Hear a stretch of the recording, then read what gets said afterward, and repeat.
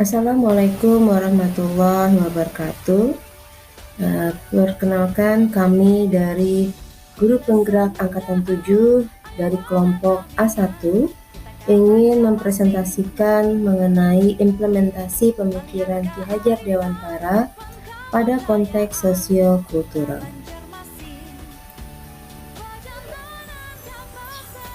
Adapun anggota dari kelompok A1 CGP Angkatan 7 yang pertama adalah Irfan SPDGR dari SMA Islam Sabila Mukaddim Banjarmasin. Yang kedua, Bapak Zulfikar AC SPDI dari SDN Karangmekar 6 Banjarmasin. Yang ketiga, Ibu Hidayati Amali SPD dari SMA Negeri 2 Banjarmasin. Dan saya sendiri, Wardatul Jana SPD dari SMP Negeri 11 Banjarmasin, serta Bapak Indra Perdana dari SDN Pelayan Timur 6 Banjarmasin. Adapun fasilitator kami adalah Bapak Salimin dan pengajar praktik kami adalah Bapak Murdi Harta.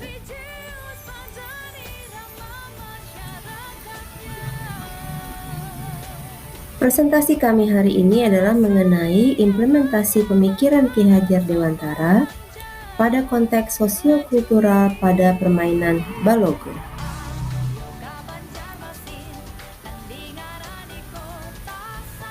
Menurut pemikiran KHD, ada 5 hal yang harus kita perhatikan mengenai pendidikan. Yang pertama adalah menuntun segala kodrat yang ada pada anak, sehingga anak dapat mencapai titik keselamatan dan kebahagiaan yang setinggi-tingginya. Yang kedua, pendidik diibaratkan petani yang menanam padi. Yang ketiga, pendidikan yang berupaya memenuhi kodrat tumbuh kembang anak. Yang keempat, budi pekerti atau watak karakter yang merupakan perpaduan antara gerak, pikiran, perasaan, dan kehendak, sehingga menimbulkan tenaga atau semangat. Yang terakhir adalah bermain merupakan kodrat anak. Nah, hal yang kelima inilah yang kami angkat menjadi implementasi pemikiran KHD, yaitu bermain sebagai kodrat anak. Dalam hal ini, kelompok kami mengaitkan pemikiran KHD tersebut dengan permainan Balogo. Berikut kami tampilkan ringkasan umum mengenai permainan Balogo.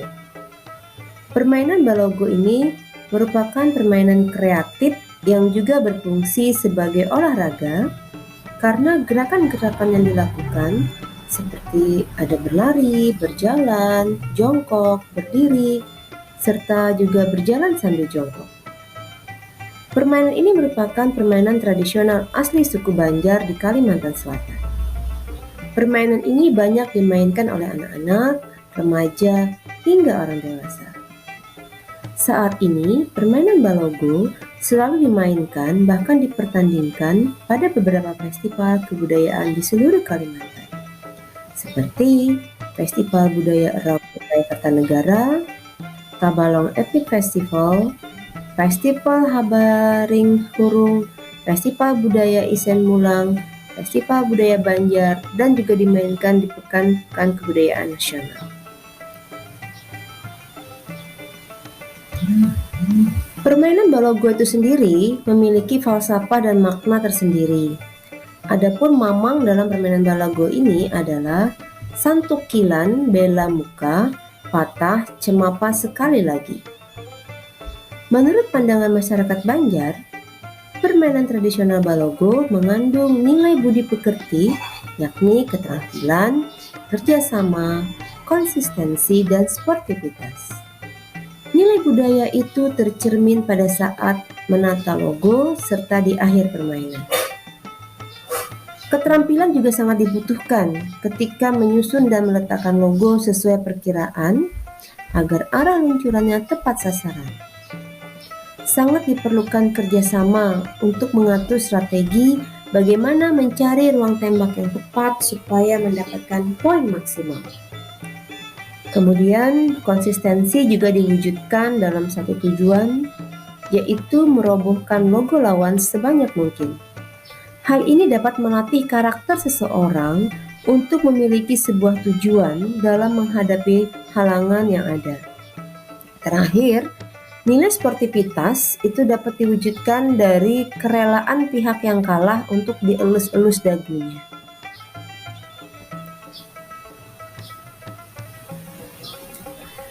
Permainan balogo tidak hanya menyenangkan tapi juga merupakan warisan budaya.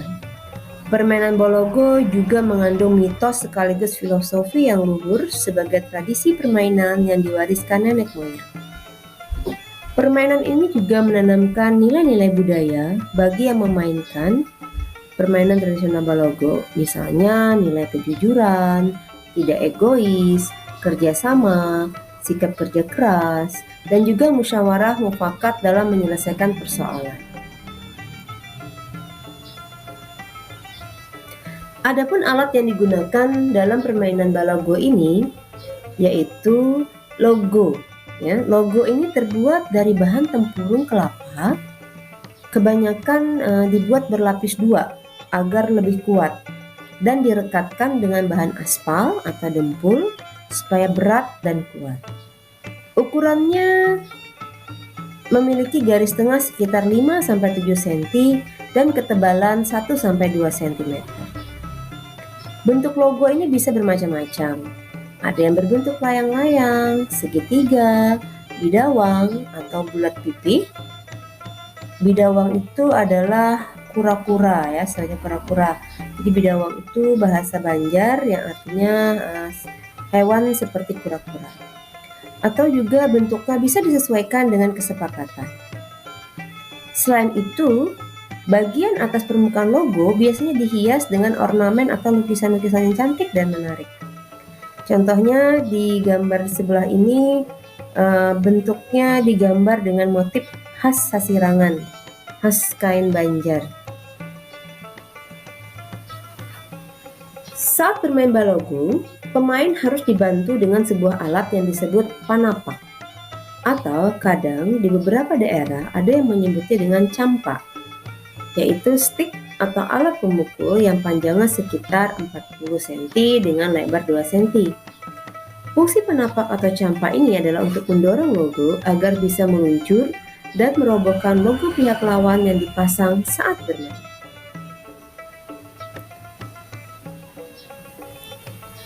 Adapun cara memainkan logo, ini bisa dimainkan secara 1 lawan 1 atau juga secara beregu. Cara bermain dengan beregu dengan 1 lawan 1 itu cukup berbeda. Jika dimainkan secara beregu, maka jumlah pemain yang naik atau yang melakukan permainan harus sama dengan jumlah pemain yang pasang atau yang memasang logo yang akan dirobohkan. Untuk jumlah pemain beregu minimal 2-5 orang. Nantinya, jumlah logo yang dimainkan sebanyak jumlah pemain yang disepakati dalam permainan. Cara memainkan bologo sangat mudah, mirip perpaduan antara golf dengan karambol. Mula-mula, pemain meletakkan logo pada jarak yang telah ditentukan dengan logo milik lawan. Logo sasaran tersebut diletakkan dan disusun secara tegak dan berjajar. Selanjutnya, ujung bawah panampak diposisikan di belakang logo. Bagian atas panampak digenggam dengan tangan kiri dan tangan kanan menepuk bagian bawahnya sehingga logo dapat terdorong meluncur ke arah logo lawan. Inti dari permainan ini adalah menjatuhkan logo lawan sebanyak mungkin sekaligus juga menghitung poinnya. Ketentuan regu yang paling banyak dapat merobohkan lawan itulah yang akan menjadi pemenang. Setiap pemain hanya memiliki kesempatan 2 kali dalam setiap ronde. Pada kesempatan pertama, jika seseorang pemain mampu menjatuhkan sebuah logo lawan, maka poin yang didapat akan digandakan sesuai posisi logo lawan tersebut. Namun, jika seorang pemain mampu mengenai langsung logo lawan di posisi paling terakhir, maka permainan pada ronde tersebut selesai. dan regu tersebut mendapatkan poin maksimal. Dalam suatu pertandingan biasanya ada pembatasan waktu. Pemenang ditentukan ketika suatu regu berhasil mengumpulkan poin yang tertinggi. Biasanya, pihak yang menang itu disebut dengan istilah janggut. Dan pihak yang kalah harus rela dagunya dielus atau diusap pihak yang menang secara berulang sambil meneriakkan kata janggut, janggut.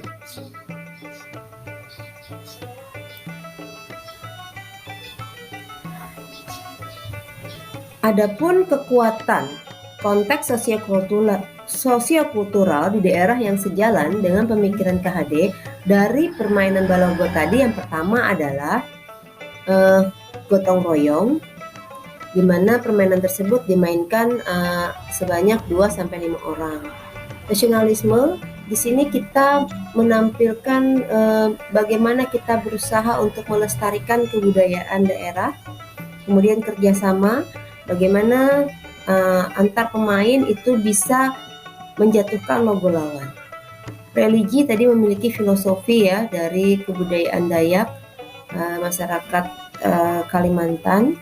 Kemudian kejujuran, bagaimana para pemain itu bisa menempatkan posisinya dengan benar tanpa harus melakukan kecurangan dengan menggeser posisi logo yang sudah ada seperti itu. Kemudian tanggung jawab, mereka sebagai pemain harus menyelesaikan tanggung jawabnya sampai selesai.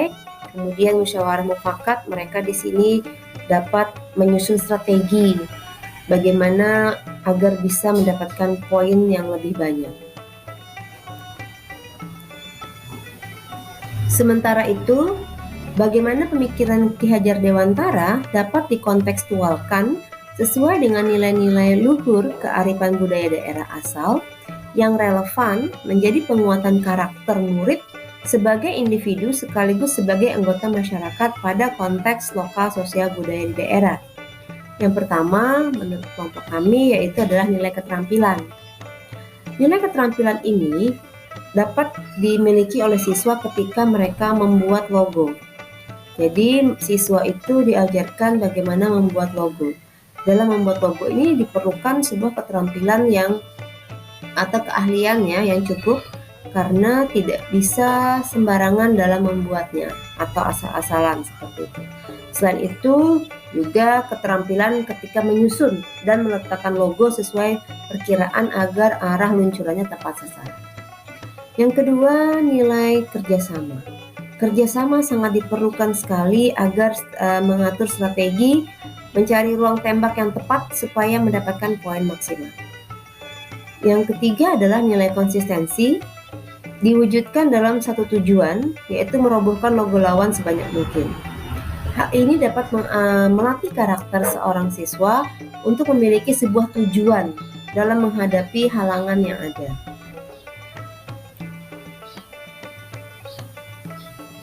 Yang keempat adalah nilai-nilai sportivitas. Nah, jadi nilai sportivitas ini diwujudkan dari kerelaan pihak yang kalah untuk dielus-elus dagunya.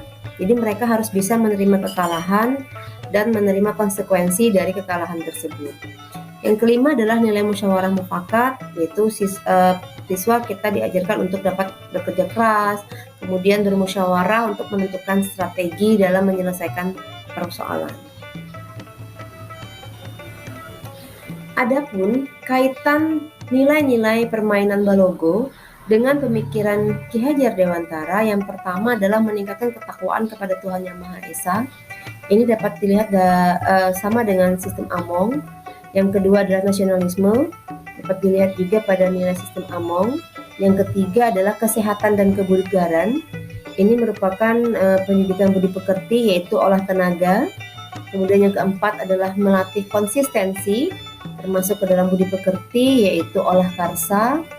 Yang kelima adalah membina sportivitas dan kerjasama, itu merupakan nilai budi pekerti.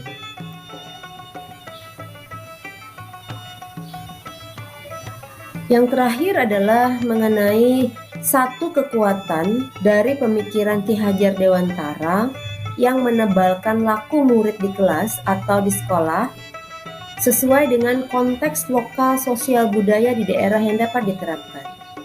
Dalam hal ini, kelompok kami memilih yaitu permainan anak sebagai alat pendidikan. Dengan metode pembelajaran yang menggunakan permainan, dikonsentrasikan pada pelajaran latihan panca indera. Segala tenaga dan tingkah laku lahir yang anak miliki besar pengaruhnya bagi kehidupan batin mereka. Maka dari itu, latihan panca indera adalah pekerjaan lahir untuk mendidik batin, yaitu pikiran, rasa, kemauan, nafsu, dan lain-lain. Selain panca indera, permainan anak juga dimasukkan pada pembelajaran di sekolah sebagai kultur atau budaya. Seperti halnya dalam taman siswa, terdapat kepercayaan bahwa dalam segala tingkah laku dan segala kehidupan anak-anak tersebut sudah diisi oleh Sang Maha Among, yaitu pemelihara, dengan segala alat-alat yang bersifat mendidik si anak. Sekian, terima kasih. Itulah hasil presentasi dari kelompok kami. Terima kasih atas perhatiannya. Wassalamualaikum warahmatullahi wabarakatuh.